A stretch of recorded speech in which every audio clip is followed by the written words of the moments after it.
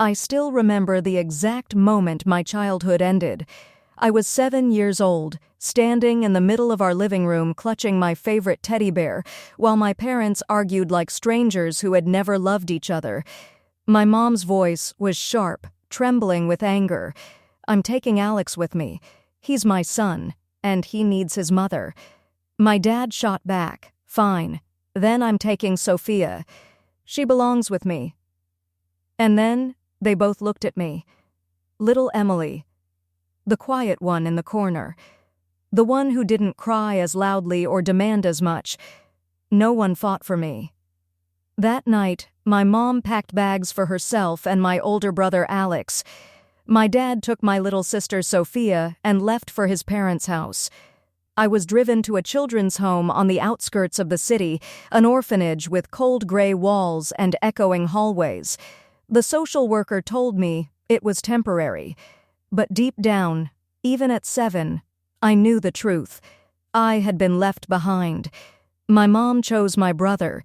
My dad chose my sister. And I was the leftover. The first few nights in the orphanage were the hardest. I would lie on the thin mattress, staring at the cracked ceiling, whispering to myself, "They'll come back for me tomorrow. They have to." But tomorrow never came. Weeks turned into months.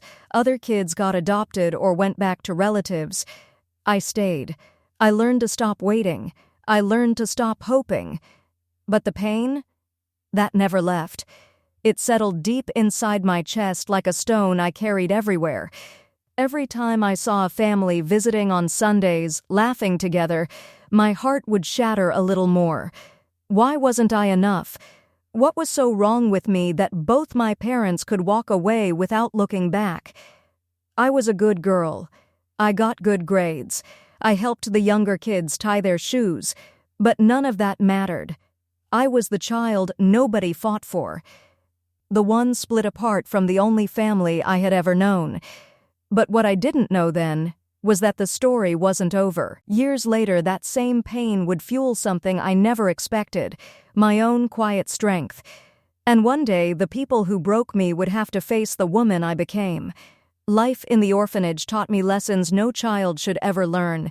The days blurred together. Wake up at 6, eat plain porridge, go to school in worn-out uniforms, come back, do chores, and fall asleep wondering why my brother and sister got warm beds with their parents while I shared a room with 10 other forgotten girls.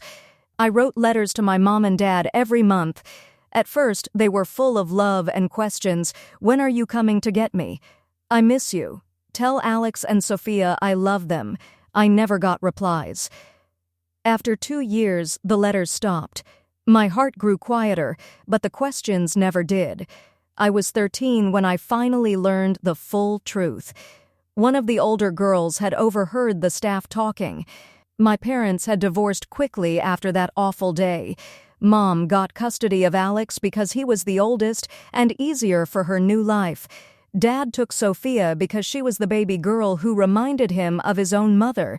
Me? I was in the middle, too old for one, too young for the other. Too much trouble, not enough reward. They both signed papers saying they couldn't care for all three. So they split us like furniture in a divorce. That night I cried until my eyes burned. Not loud sobs, silent, shaking tears that soaked my pillow. I felt so small, so worthless. My own parents had looked at their 3 children and decided I was the one they could live without. School became my only escape. I buried myself in books. Teachers noticed I was bright, especially in math and writing. One kind teacher, Mrs. Rivera, started staying after class to help me. She told me, "Emily, you have fire in you. Don't let them put it out." Her words were the first kindness I had felt in years. But the betrayal ran deeper than I realized. When I was 16, I tracked down my mom's new address through old records. I took a bus across town, heart pounding, rehearsing what I would say. "Mom, it's me. I've grown up. Can we talk?" I stood outside her nice apartment building. She opened the door, and for a second, her face softened. Then it hardened again. "Emily, this isn't a good time." Behind her, I could see Alex, now a tall teenager, playing video games. He glanced at me like I was a stranger. No hug. No, I missed you. Mom gave me $20 and said, we've moved on. You should too. I walked back to the orphanage in the rain, soaked and shattered. That was the day something inside me shifted. The pain didn't disappear. It transformed. The little girl who waited for love turned into a young woman who decided to build her own life, even if no one helped her. I worked hard. I studied late into the night under dim lights. I got a scholarship to a community college. While other girls my age worried about boys and parties, I worried about surviving.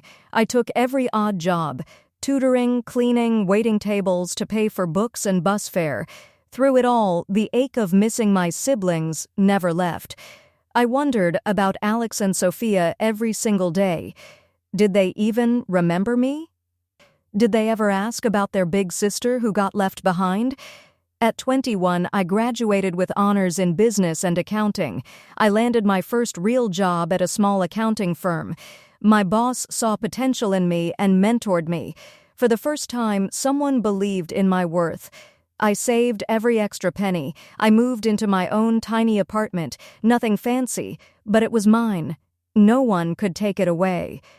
But success didn't erase the betrayal. Some nights, I still woke up crying, feeling that 7-year-old girl inside me asking, why wasn't I enough? Then came the turning point. At 25, I started my own small bookkeeping company. It grew slowly at first, then faster. Clients loved my honesty and attention to detail. Within 3 years, I had a team of 5 and a growing reputation. I bought a modest house with a little garden. I planted flowers, something beautiful from something broken. I never forgot where I came from, but I also never chased my parents again. I decided that if they wanted me, they knew where to find me. Little did I know, they would come looking, but not for the reasons I hoped. It happened on a quiet Tuesday afternoon. I was in my office when my phone rang. An unknown number. I almost ignored it, but something made me answer. It was my dad. His voice was older, tired. Emily, it's your father. We need to talk. My heart raced, but my voice stayed calm. Talk about what? He told me Mom had been struggling with health issues. Alex had moved away and barely kept in touch. Sophia was in college but had dropped out after some bad choices. They were asking if I could help, financially. Just a little support for the family. The family that never included me. I sat there, staring at the photo on my desk, me, smiling in front of my first office. The little girl they left behind had built something real. Something they never gave her. I didn't yell. I didn't cry. I simply said, Dad, when I needed a family, you chose Sophia. Mom chose Alex. You both left me in that orphanage like I was nothing.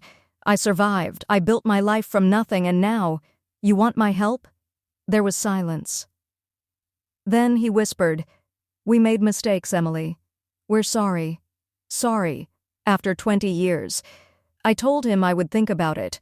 But I already knew my answer. A week later, I met them. All of them. At a small cafe.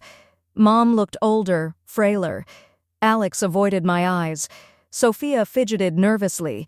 They expected the quiet, broken girl they remembered. Instead, they met the woman I had become. I looked at each of them and spoke from the heart. I don't hate you. But I won't rescue you either. I spent years wondering what was wrong with me. Now I know nothing was wrong with me. The wrong was in the choices you made. I forgave myself a long time ago. I hope one day you can face what you did. I stood up, left enough money on the table to cover their coffees, and walked away. No dramatic shouting, no revenge that would destroy them, just the quiet power of a life well lived. Months later, I heard through distant relatives that my success had shaken them. Mom started therapy. Alex reached out once, awkwardly trying to reconnect. Sophia sent a message saying she was proud of me. I answered kindly but kept my boundaries. I didn't close the door completely, but I never let them back in to hurt me again. Today, I have a beautiful life, a loving partner who chose me every single day, friends who feel like the family I never had, and a quiet strength that no one can take away. If there's one thing I want you to remember from my story, it's this: being left behind doesn't mean you're worthless. Sometimes the people who are supposed to love you the most will fail you in the worst ways, but your worth was never in their hands. It was always in yours.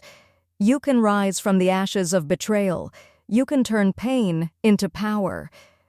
And when you do, the greatest revenge isn't hurting them back, it's becoming someone they could never break.